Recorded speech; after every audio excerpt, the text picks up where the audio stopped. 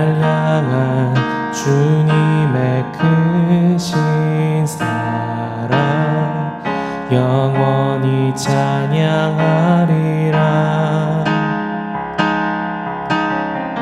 십자가 그 사랑 찬양하리.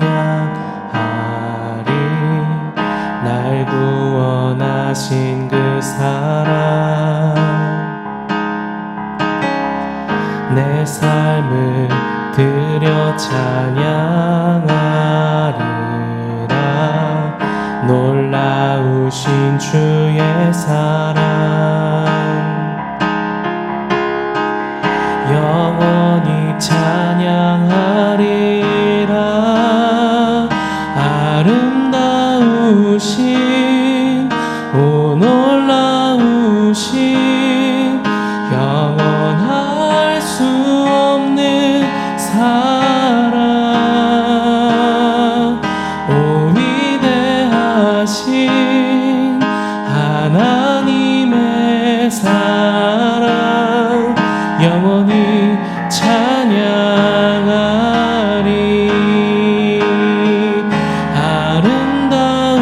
아름다우신 오 놀라우신 영원할 수 없는 사랑 오 위대하신 하나님의 사랑 영원히 찬양하리.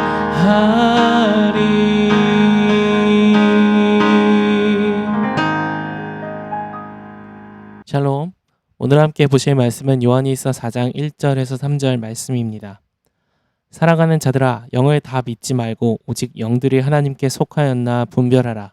많은 거짓 선지자가 세상에 나왔음이라. 이로써 너희가 하나님의 영을 알지니 곧 예수 그리스도께서 육체로 오신 것을 시인하는 영마다 하나님께 속한 것이요 예수를 시인하지 아니하는 영마다 하나님께 속한 것이 아니니. 아멘. 사리분별이라는 말이 있습니다. 드러난 일의 숨은 가닥을 살피고 앞뒤를 따져 옳은지 그른지를 살피는 일, 그것이 바로 사리분별입니다. 특별히 오늘날 가짜 뉴스가 판치는 시대, 진짜보다는 가짜 기사를 퍼나르면서 사람들의 뜨거운 반응과 그로 인한 인지도에만 관심이 많은 그런 세상. 그러다 보니까 유명인들에 대한 여러 보도들을 자세히 보면 사실관계가 명확치 않은 상태에서 과장되어 올라오는 기사들이 참 많습니다.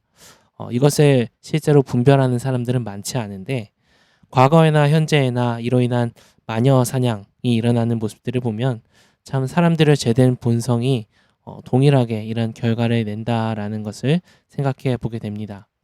마녀 사냥도 문제지만요, 더 큰 문제가 있습니다.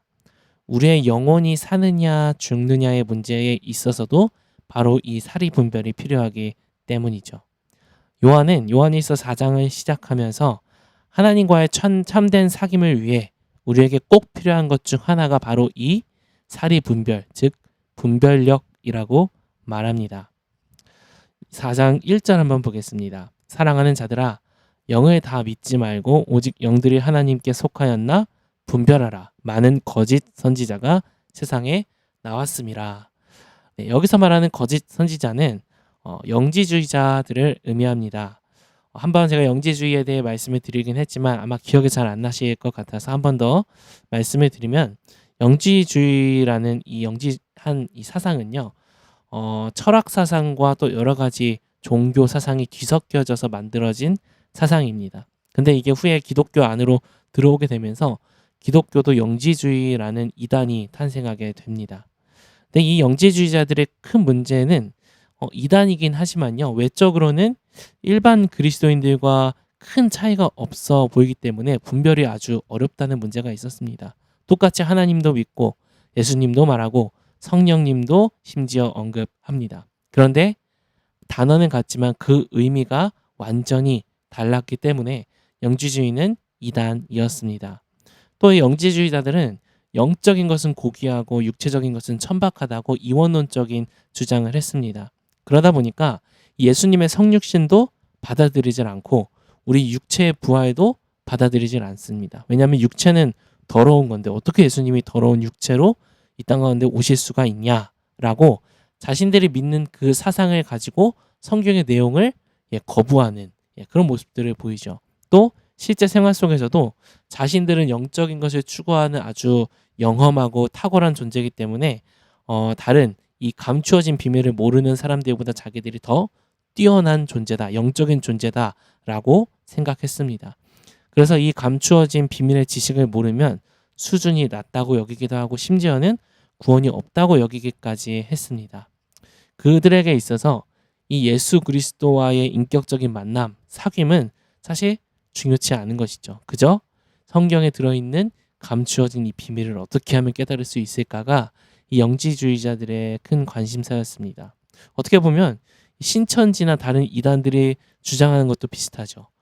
성경을 자기 마음대로 이상하게 해석하면서 이 감추어진 비밀을 알아야지만 진짜 신앙생활을 할 수 있다, 구원이 있다라고 주장하는 것처럼요.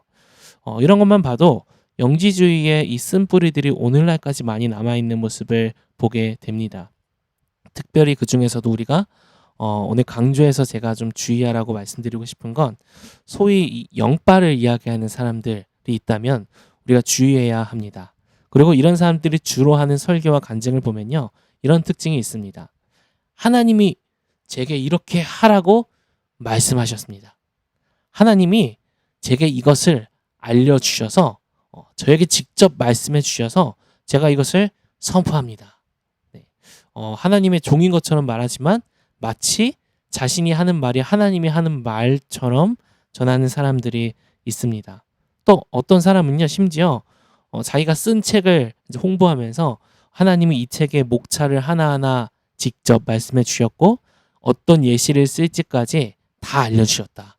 네, 그렇게 말하는 사람도 있었어요. 그리고 책을 팔았는데 나중에 문제가 돼서 알아보니까 해외에 이미 출판된 책의 내용과 거의 똑같고 심지어는 표지까지 똑같이 그대로 베껴서 책을 출판했다는 사실이 알려지기도 했습니다. 여러분, 영성은요, 놀라운 기적을 행하거나 매일마다 하나님의 음성을 막 직접적으로 귀에 막 때려박듯이 다 듣고 그것을 선포하거나 하는 그런 직통 계시가 아닙니다. 영성은 우리가 매일의 삶 속에서 하나님의 뜻을 구하고 순종하고 또 선중후필하며 하나님과 함께 동행하는 삶을 살아내는 실력, 이것이 바로 영성인 줄 믿으시기 바랍니다. 어떤 사람들은 영성을 마치 63빌딩처럼 화려하고 위대한 무언가로 나타내려 하는 사람들이 있습니다. 하지만 진짜 영성은요, 순종으로 깊이 뿌리 박아 아무리 거센 폭풍우가 몰아쳐도 흔들리지 않는 오래된 고목과 같은 것, 그것이 바로 영성입니다. 탁월함을 나 자신에게서 찾지 않고 오직 예수 그리스도에게서만 탁월함을 찾는 것, 이것이 바로 바른 영성입니다. 그렇다면 자신들이 비밀한 지식을 알아내서 나는 이런 영적인 존재다라고 말했던 영지주의자들과 다르게 오직 예수 그리스도에게서만 탁월함을 찾는 우리 그리스도인들, 참된 그리스도인들은 어떤 예수님의 하나님의 탁월함을 날마다 발견하며 살아가야 할까요? 오늘 영지주의자들은 특별히 예수님의 성육신을 거부했다고 말합니다. 그리고 예수님의 예수님 되심을 거부하는 자들은 다 이단이라고 말했는데 여기서 우리 참된 그리스도인들은 바로 이 예수님의 성육신의 탁월함을 온전히 알고 그것을 감탄하며 하나님께 고백하는 그 은혜가 있기를 소망합니다. 예수님이 성육신 하셨다. 참 은혜되는 말이죠. 근데 이 성육신의 의미를 더 깊이 알아야 합니다. 성육신 하면 하나님이 인간의 몸으로 오셨으니까 이게 얼마나 감사해. 하나님이 인간이 되신 게 얼마나 감사해 정도만 아신다면요. 사실 100점 중에 한 30점 정도 받게 되지 않을 것 같아요. 자, 그럼 예수님이 성육신 하신 게 왜 그렇게 탁월하고 아름다운 것인가 보면요. 예수님이 성육신을 하셔서 행하신 일이 중요하기 때문입니다. 육체로 오셨다는 것은요. 인간이 가지고 있는 모든 약함을 그대로 가지고 오셨다는 것이기도 하고 동시에 이 율법의 제약 안으로 들어오셨다는 것을 의미합니다.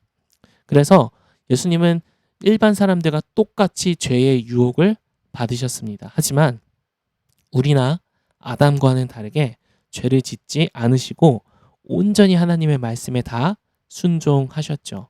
그리고 이 율법의 모든 요구를 다 이루신 후에 그 의로움이라는 그 위치를, 그 자격을 본인이 누리시지 않고 우리에게 다 그대로 선물로 넘겨 주셨습니다.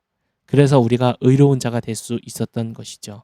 뿐만 아니라 예수님께서는 십자가의 죽으심으로 율법의 저주에 묶여 있던 우리를 위한 속죄의 요구도 모두 이루셨습니다. 그래서 우리가 구원받기에 합당한 죄가 없는 의인이 될 수 있게 된 것입니다. 예수님께서 성육신 하셔서 인간의 모습으로 행하신 이 일들이 아니라면 그 누구도 구원받을 수 없었을 겁니다. 그래서 예수님의 성육신은요, 우리의 구원과 바로 직결되는 아주 중요한 일입니다.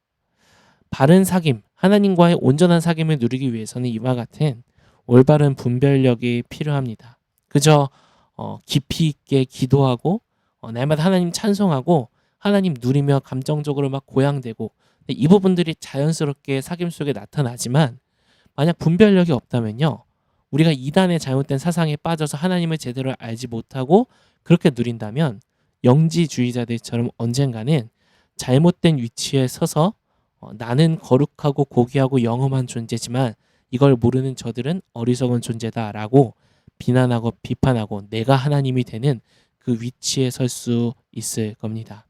그래서 우리 모두는 이러한 분별력이 필요한데 단순히 지식적으로 성경을 하나님에 대해서 아는 것도 중요하겠지만요, 오늘 우리가 일상에서 좀 나타내고 싶은 이 분별력은 인간적인 탁월함을 나타내고 그것에 기대지 않고 이 예수 그리스도의 탁월함만을 의지하는 그런 일상을 살아내는 이 영성과 분별력이 우리에게 있기를 소망합니다.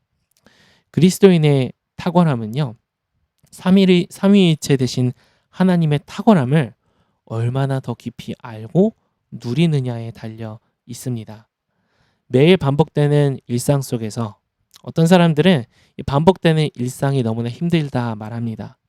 처음 경험할 때는 마치 화려한 7빛깔 무지개 색깔처럼 나의 삶이 다 하나하나 자극이 되고 뭔가 기억에 남고 추억이 되지만 그것이 1년, 2년, 3년, 10년 반복되다 보면요, 마치 모든 일상이 무채색이 된 것처럼, 그냥 흰색과 검은색 그 두 가지로만 나뉘어진 것처럼 느껴지게 됩니다. 심지어는요, 우리가 드리는 예배도 그리고 더 나아가서 예배 안에 우리가 발견하는 하나님과의 교제조차도요, 자칫 잘못하면 반복되는 지루한 무채색의 일상으로 바뀌어 버리는 경우도 발견하게 됩니다. 여기서 필요한 우리 그리스도의 영성은요, 결국 우리의 반복되는 일상을 무채색으로 변하지 않도록 하나님의 탁월함, 예수 그리스도의 이 탁월함을 우리 일상 속에 집어넣어서 우리 일상을 채색하는 겁니다. 그래서 반복되는 직장 출퇴근, 반복되는 예배 속에서도요, 내가 매일마다 하나님과의 교제 속에 발견한 하나님의 그 은혜, 사랑을 나의 삶 속에 집어넣어 보는 겁니다. 조금 더 정확하게 말씀드리면 내가 들은 말씀, 묵상한 말씀을 내 삶 속에 적용시켜 보는 겁니다. 그럴 때 반복되는 일상이 다시 한번 7가지가 넘는 수백 수천 가지의 아름다운 하나님의 말씀의 색채로 뒤바뀌게 될 것입니다. 이것이 바로 영성입니다. 내가 스스로 탁월함을 나타내는 영성이 아닌 하나님의 탁월함을 인정하고 그 탁월함을 가지고 내 인생의 색채를 집어넣는 것.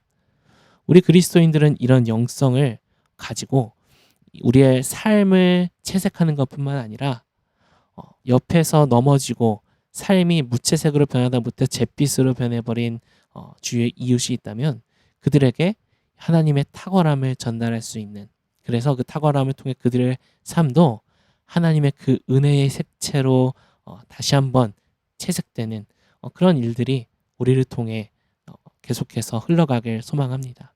그래서 오늘의 원포인트는 채색의 영성입니다. 색깔을 입힐 수 있는 영성, 나의 탁월함이 아닌 하나님의 탁월함을 인정하고 또한 분별하며 내 삶에 반복되는 일상에 색을 입혀 보십시오. 그래서 오늘 하루는 어떤 색으로 나의 삶에 채워갈지, 오늘 내가 묵상하는 그 말씀은 어떤 색으로 나에게 찾아올지 기대하시며 오늘 하루를 살아내는 바이탈 성도님들 되시길 소원합니다. 오늘 함께 들었던 말씀과 원포인트 기억하며 기도할 때 하나님, 진짜 영성이란 위대하고 사람들에게 인정받는 멋들어진 것이 아니라 나는 정말 보잘것없고 아무것도 아니지만 그런 나에게 모든 은혜를 베푸신 그 하나님의 탁월함을 인정하는 것임을 고백합니다. 반복되는 일상 속에 혹시 나의 삶이 무채색처럼 변했다면, 나의 예배가 무채색처럼 무미건조하게 변해 있었던 그런 삶이 있었다면, 하나님, 오늘 주님의 은혜로 다시 한번 나의 삶의 색깔을 주님 채워 주시옵소서. 함께 고백하며 기도하도록 하겠습니다.